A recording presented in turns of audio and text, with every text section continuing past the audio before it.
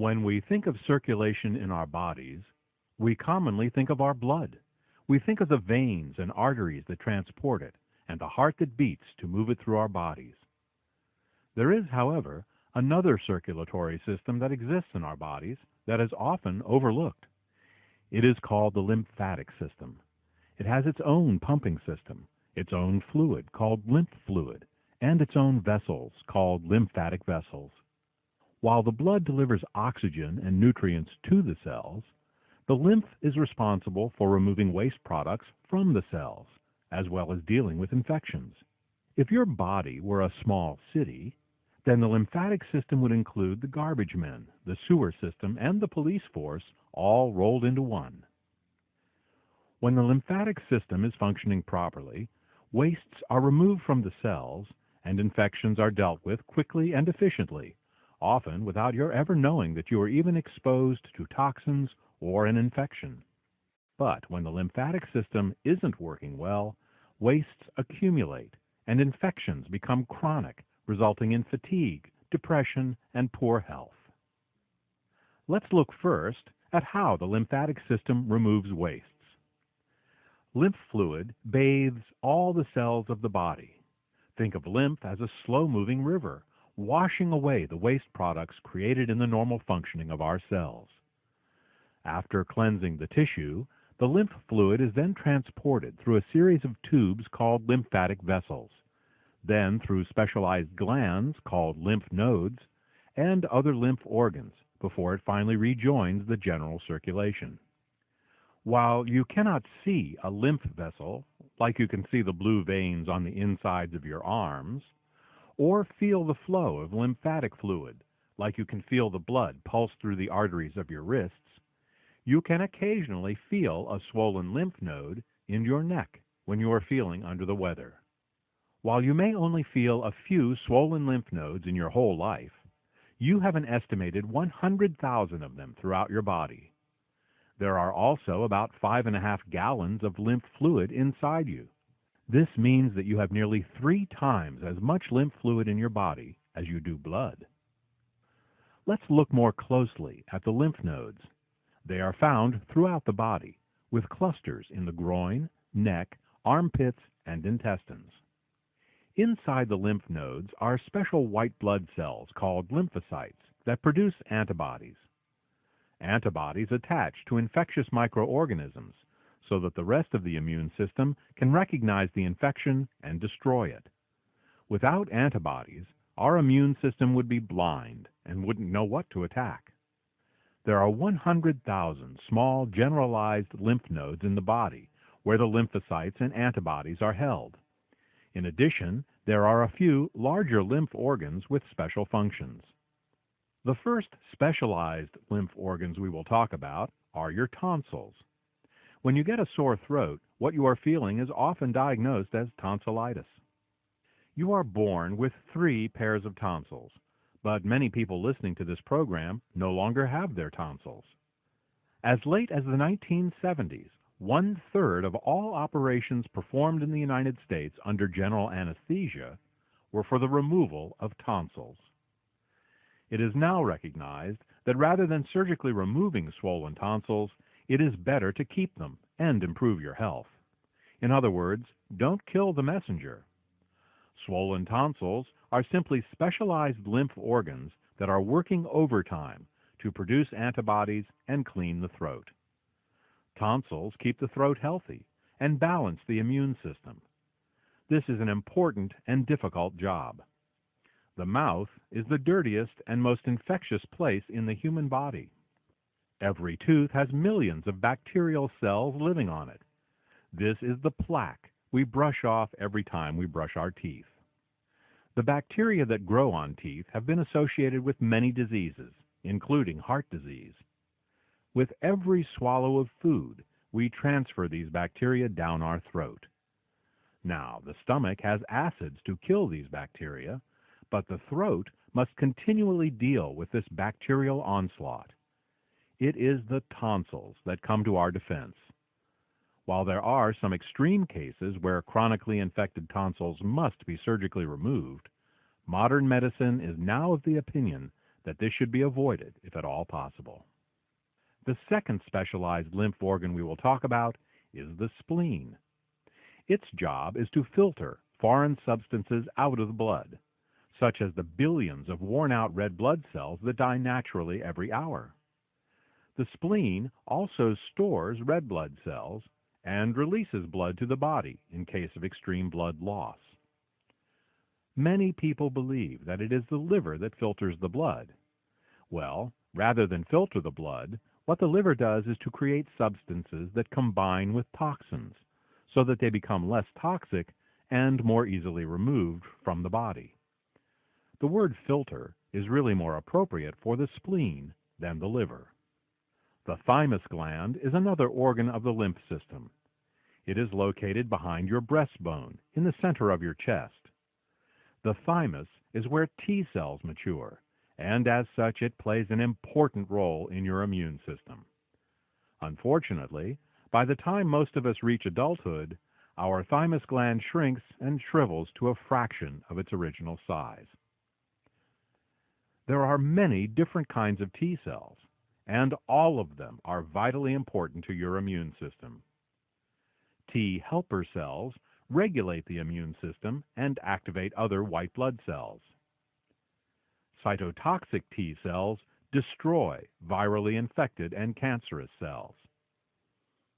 Memory T cells keep a record of every infection you have ever been exposed to, so that if you are exposed to the same or a similar infection again, your immune system can recognize that you are under attack very quickly.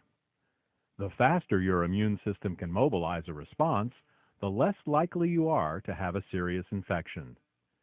Many times a person will feel a little sick for a few hours, perhaps have a sore throat and feel fatigued, but then later they feel fine. This is often the case when a person is exposed to an infection that their memory T cells have on file, and thus the immune system is able to knock out the infection before it can become a problem. Regulatory or suppressor T cells keep a person's immune system from being too aggressive and attacking their own body. When a person has an autoimmune disease, their regulatory T cells are not working properly. Natural killer T cells are specialized attack cells that can recognize certain stealth infections and tumors that other T cells might overlook. Clearly, the thymus gland and the T cells that mature in it are a vital part of our immune system. The appendix is another specialized part of the lymph system. Every year, there are on average 500,000 Americans who have their appendix surgically removed. For a long time, doctors thought that the appendix was a useless organ left over from evolution that now served no purpose. Today, we know that to be incorrect. It turns out that the appendix stores a reserve of good colonic flora. In the event that an infection, or in modern times, antibiotics, destroy the good bacteria in the colon, all is not lost. The good bacteria held in the appendix can come out and repopulate the colon. It's like a probiotic insurance plan. In the same way that the tonsils keep the throat healthy, the appendix keeps the colon healthy. Unlike the tonsils, however, when the appendix needs to be removed, it is a life-threatening event and surgery must be quickly performed. What can we do to keep the appendix healthy so that it won't require removal in the first place? Now that we know what the lymph system does, the next question is, how does the lymph fluid move through the body? The circulatory system has the heart, which pumps the blood along.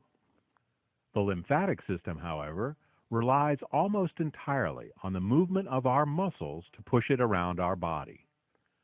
The lymph does get a little boost from the back pressure of blood being pumped and from the movement of the diaphragm as we breathe. But without exercise and physical activity, lymphatic flow decreases by 94%. For thousands of years, humans were forced to exercise. Before cars, we had to walk. Before gas stoves, we had to chop wood. Before plumbing, we had to carry water. Before grocery stores, we had to grow crops.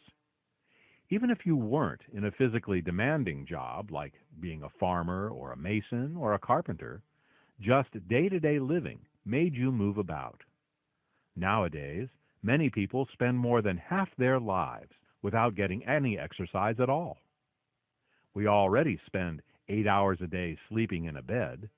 If you work from a desk, add another 8 hours of relative inactivity. Add to that the amount of time that we spend on the sofa watching TV or sitting in a vehicle during our daily commute. It is apparent that the average American now spends the vast majority of his or her time in a state of physical inactivity. While being relieved of the back-breaking manual labor that made up much of pre-industrial existence has certainly been a blessing in many ways, it has also had a negative effect on our bodies. We are meant to move, and without movement, the fluids of our bodies become stagnant, specifically our lymph fluids. This is one of the many reasons that exercise is important for our health. When you see little kids rocking their legs in a chair, this is because they instinctively want to move their lymph. Unfortunately, this behavior is not encouraged in most schools. If you have a sedentary desk job, get up every few minutes and move about. It's good for you.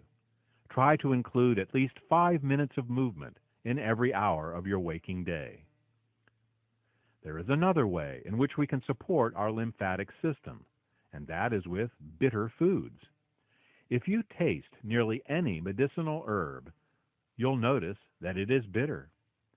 Bitter flavors stimulate the immune system in the same way sweet flavors suppress it. Fruits and vegetables 5,000 years ago were much more bitter and much less sweet than they are today. An example of this is a crabapple.